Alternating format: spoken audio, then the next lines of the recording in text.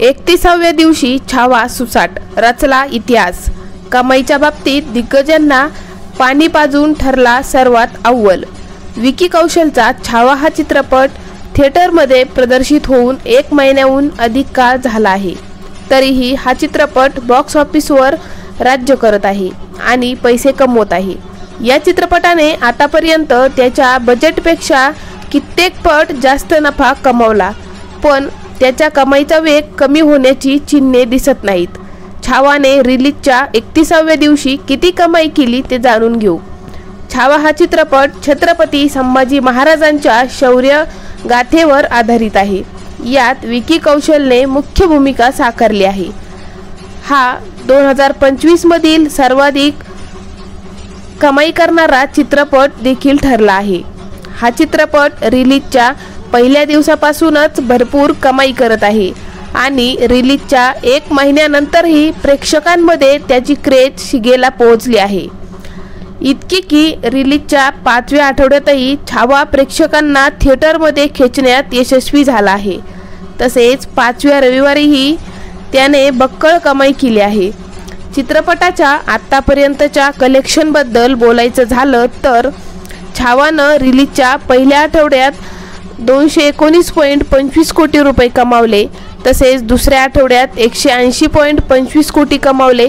तिसऱ्या आठवड्यामध्ये छावानं 84.5 कोटी रुपये कमावले। चौथ्या आठवड्यात छावा चित्रपटानं 55.95 कोटी रुपये कमावले।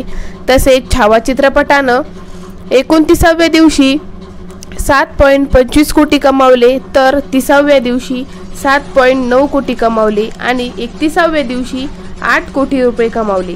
छावाची 31 दिवसात एकूण कमाई आता 562.65 कोटी रुपये झाली आहे। 5व्या आठवड्याच्या शेवटी छावाची क्रेज प्रेक्षकांना मनातून गेलेली नाही। यासह हा चित्रपट 31व्या दिवशी 8 कोटींची कमाई करून सर्वाधिक कमाई करणारा चित्रपट ठरला आहे। एवढंच नाही तर छावानं अनेक चित्रपटांना पछाडलं देखील आहे। छावानं 31व्या दिवशी 7 कोटी रुपये कमावलेत। उरीत सर्जिकल स्ट्राईकने 31व्या दिवशी 5.66 कोटी रुपये कमावले होते।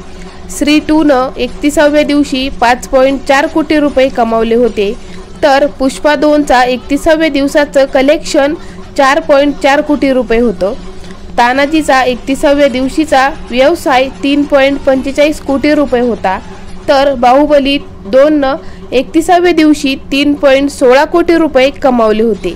दंगलनं 31व्या दिवशी 2.8 कोटी रुपयांचा व्यवसाय केला होता।